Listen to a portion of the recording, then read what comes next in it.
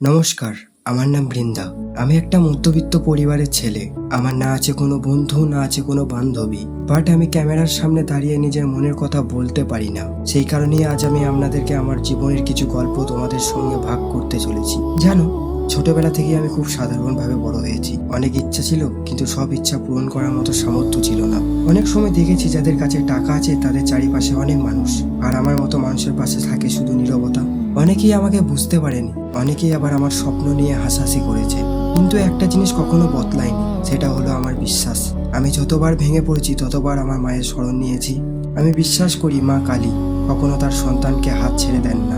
আজ আমার জীবনে একটাই বড় লক্ষ্য, আমি একদিন আমার মায়ের জন্য সুন্দর একটা মন্দির বানাবো।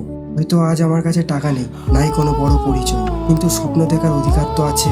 আমি জানি সেই পথ সহজ হবে না, অনেক কষ্ট আসবে, অনেক বাধা আসবে, তবুও আমি থামবো না। এই স্বপ্ন শুধু আমার নয়, এটা আমার বিশ্বাসের স্বপ্ন, আমার ভক্তির স্বপ্ন। যদি আমার পরিশ্রম একদিন সফল হয়, তাহলে সেই সফলের প্রথম পর আমি আমার মায়ের চরণে রাখবো। আমার জীবনে হয়তো অনেক মানুষ আসেনি, কিন্তু আমি কখনো নিজেকে একা মনে করি না, কারণ আমি জানি আমার মা আমার সঙ্গে আছেন।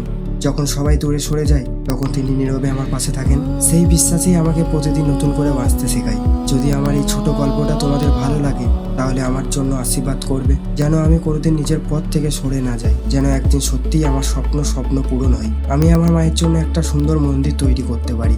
শেষে শুধু একটা কথাই বলবো, স্বপ্ন কখনো ছোট হয় না, মানুষ ছোট হয়ে যায় যখন সে স্বপ্ন দেখা ছেড়ে দেয়। তাই আমি স্বপ্ন দেখবো, পরিশ্রম করব, আমার মায়ের নাম নিয়ে এগিয়ে যাব।